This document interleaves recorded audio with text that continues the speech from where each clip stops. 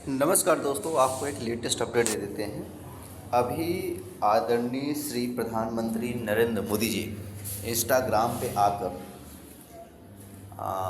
बोले हुए हैं कि फास्ट ट्रैक कोर्ट बनाया जाएगा, जो कि हाई कोर्ट ने परमिशन दे दी हुई है। कल वो कैबिनेट से बात करेंगे और जेपी नड्डा जाके सोनम वांगचुक को चाय पिलाते हुए फ़ोटो खिंचाकर बढ़िया से अपडेट कर दिए हुए हैं।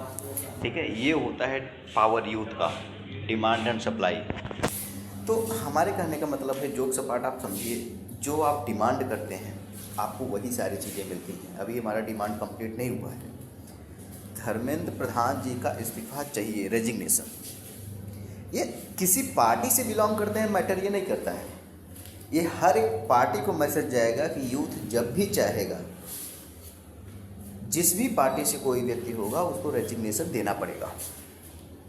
वो धर्मेंद्र प्रधान हो, प्रहलाद हो, राम हो, श्याम हो, घनश्याम हो, हरीलाल हो, मनीलाल हो, धनीलाल हो, धनिया हो, कोई भी हो, ए टू जेड, अल्फ़ाबेट ए से लेकर जेड तक निकाल लीजिए, जो भी नाम आता है उनको रेजिग्नेशन देना पड़ेगा। और जब तक रेजिग्नेशन नहीं देंगे तब तक ये जैन जी नहीं मानेगा, ये यूथ नहीं मानेगा। वो कितना भी साइकोलॉजी अपना खेल ले, आज के समय पे जो जैन जी है उसके पास इतना ब्रेन है कि उसको घुमाया कैसे जाता है, बातों के साथ खेला कैसे जाता है। आज का युवा, समझदार युवा, इतना यहाँ से वीक नहीं है कि आप उसको बातों में घुमा लोगे। क्योंकि हमें पता है ना, हम जैन जी से मिलते हैं और जैन जी में तो हम भी आते हैं, लेकिन जो और अपडेट हैं, अल्फ़ा जैन जी जिसे कहते हैं, उनका तो माइंड, बाप रे बाप, कभी मिलते हैं क्लास 6-7 के बच्चे तो हमें लगता है कि हमने कुछ पढ़ा ही नहीं है, इतने इंटेलिजेंट होते हैं वो। तो we should resignation of the mister Dharmendra Pradhan, education minister. वो कैपेबल नहीं है, जो कैपेबल हो उसको एजुकेशन मिनिस्टर बनाया जाए। और एक काम करें, हमें तो लगता है कि ये स्टूडेंट का है तो उसको ऑप्शन दे, इलेक्शन कराए। उसका अलग प्रोसीजर है, इलेक्शन कराए का मतलब धावा तुरंत मत बोलिए कि आप इलेक्शन के प्रोसीजर पे बोल रहे हैं। हमारे कहने का मतलब है, एजुकेशन सिस्टम जो है उसका एक प्रोसीजर होना चाहिए, उसके अकॉर्डिंग हर एक चीज़ की अकाउंटेबिलिटी होनी चाहिए, उसके अकॉर्डिंग काम करें। तो इसका कंक्लूजन यही निकलता है कि आपकी जैसी डिमांड होती है, सप्लाई वैसे ही होता है। अपना डिमांड सही रखिए, सप्लाई वही मिलेगा। मार्केट में वही प्रोडक्ट अवेलेबल होता है जो कि शॉपकीपर को पता होता है, कि रिटेलर को पता होता है कि कंज्यूमर कौन है। मार्केट में एयरटेल और जियो ही चल रहा है ना ठीक ठाक, क्योंकि उसी की डिमांड है। इसलिए मार्केट में जितने सारे आप देखिए मोबाइल शॉप होते हैं, या जितने सारे जो सिम होते हैं, या जो दुकान है, किसकी है? एयरटेल और जियो की। उसी तरीके से आप जैसे डिमांड रखते हैं वैसे सप्लाई होती है। मोस्टली ये है, दुकानदार क्या बेच रहा है मैटर ज़्यादा ये नहीं करता है, बल्कि खरीदार, कंज्यूमर क्या बाई कर रहा है, क्या कंज्यूम कर रहा है, क्या खा रहा है, ये मैटर कर रहा है। खाना मतलब गुड्स एंड सर्विस की सेंस में हम खाने की बात कर रहे हैं। और पूरे वर्ल्ड में दो ही चीज़ है, या तो वो गुड्स होगा या तो वो सर्विस होगा। इसके सिवा इस दुनिया पे कुछ भी नहीं है।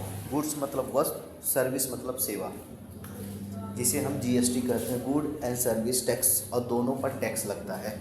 आप कोई भी वस्तु खरीदते हैं तो उस पर भी टैक्स देते हैं। 1 रुपये माचिस से लेके अपनी ज़िंदगी में, यहाँ तक कि मरने के बाद जो लकड़ी खरीदते हैं, जन्म लेने के बाद जिस बच्चे को दूध पिलाते हैं, सभी चीज़ों पे टैक्स लगता है। डायरेक्ट या इनडायरेक्ट वे में आप टैक्स देते हैं। टैक्स से आप नहीं बचते हैं।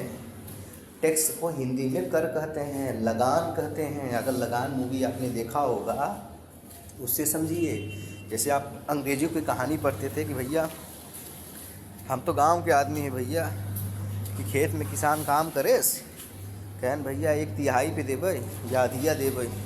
तिहाई मतलब 2 हिस्सा ले, 1 हिस्सा तो है दे, बधिया मतलब आधा आधा। पहले लोग खेती तिहाई पे भी करते थे, अब अधियों पे कर रहे थे, तो वह समस्या बा। बोआयु लेते हैं, ट्रैक्टर जोतत हो जो जोतायु लेते हैं, पानी जो इरीगेशन सिंचाई जिसको आप कहते हैं, पानी को पैसा लेते हैं, अब कुल आधा लेते हैं, ओके, अधिया कहते हैं, जगह 50-50% आप कहते हैं 0.5% पे। अब तिहाई मतलब दो पार्टी, दो हिस्सा ले लेते हैं, एक हिस्सा आपको देते हैं। तो अभी भी डिमांड जारी है धर्मेंद्र प्रधान का रेजिग्नेशन चाहिए। हमें किसी पार्टी से कोई मतलब नहीं है, बट हमें अकाउंटेबिलिटी चाहिए। हमें गोल कुल घुमाने की कोशिश ना किया जाए। आप 80 साल के हैं कि 90 साल से हैं, इससे फ़र्क नहीं पड़ता है कि आप 70 साल के हैं। ये अपने पास है। आप अगर हमारी भाषा समझने के लिए तैयार नहीं हैं तो हमें आपकी भाषा नहीं समझ में आएगी। सही भाषा अगर आप नहीं समझ सकते हैं तो हम आपकी भाषा क्यों समझें? ठीक है, और इसी तरह लगे रहिए।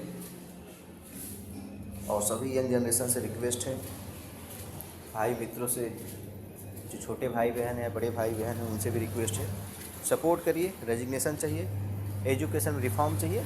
क्यों चाहिए एजुकेशन में, हम आपको इसके लॉजिक बता देते हैं। If you are educated and rationalism thinkers, आपकी तार्किक लॉजिकल बातें करना आप सीखेंगे तो आप किसी के गुलाम नहीं बनेंगे, किसी के भी। आप ना कांग्रेस के गुलाम बनेंगे ना बीजेपी के गुलाम बनेंगे। एक पार्टी है यार, पार्टी का नाम भारतीय जनता पार्टी। कल मैं ही नाम रख दूं, अमीरों की पार्टी, गरीबों की party, Hariom Tiwari party. Party तो नाम है यार, नाम दिया गया है, और सारी चीज़ें जो बनाया गया है ना, सब कहानी है। आपको ध्यान दीजिए कि आपको कोई इमोशनल हाईजैक ना कर ले। मैं आपको एक उदाहरण से समझना चाहता हूँ। जैसे कि आपने देखा, परिवार में कोई सदस्य जब गुस्सा कर जाता, मतलब रिसिया जाता है, जिसको आप कहते हैं, रूठ जाता है, जब मनाने जाते हैं, तो मनाने में बहुत योगदान जिस उस व्यक्ति को ढूंढा जाता है जो उसके बहुत करीबी होता है। जैसे मान लीजिए बच्चे को भेज दिया जाता है, जाओ पापा को मना लो, ठीक है, क्योंकि बच्चे क्या होते हैं, इमोशनल हाईजैक करते हैं।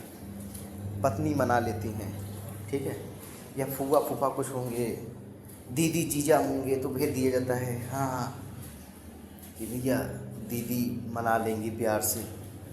हाईजैक मत होइए किसी इमोशनल में, भावनात्मक में मत आइए, तार्किक बुद्धि का इस्तेमाल करिए। जहाँ जान लीजिए कि बहने लगे आप, तो समझ लीजिए वहाँ आपका दिमाग का डिस्ट्रॉय होना शुरू हो गया है, विचार करना बंद हो गई।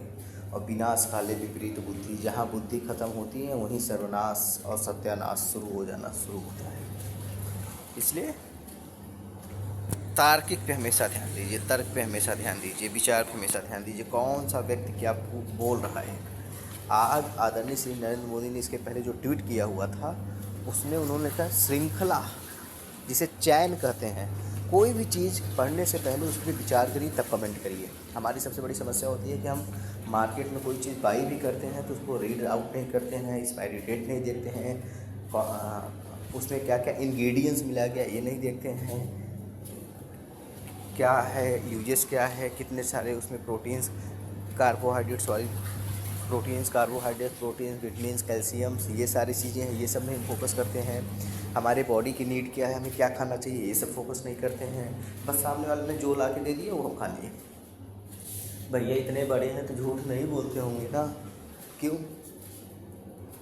कहाँ लिखे हुए हैं कि हम इतने बड़े हैं झूठ नहीं बोलेंगे, या इतने पद पोस्ट पे बैठे हुए तो झूठ नहीं बोलेंगे, या हम छोटे हैं तो झूठ नहीं बोलेंगे, ये लिखा कहाँ पे है? बाकी आप समझदार हैं। बहुत बहुत धन्यवाद। अपना ध्यान दीजिए और खूब पढ़िए, आगे बढ़िए, चेतना के लेवल पे आगे जाइए, जिसे आप कॉन्शियस माइंड कहते हैं। अपना विकास करिए, क्योंकि अगर आपका विकास होगा तो आपसे जितने लोग जुड़े होंगे उनका विकास होगा।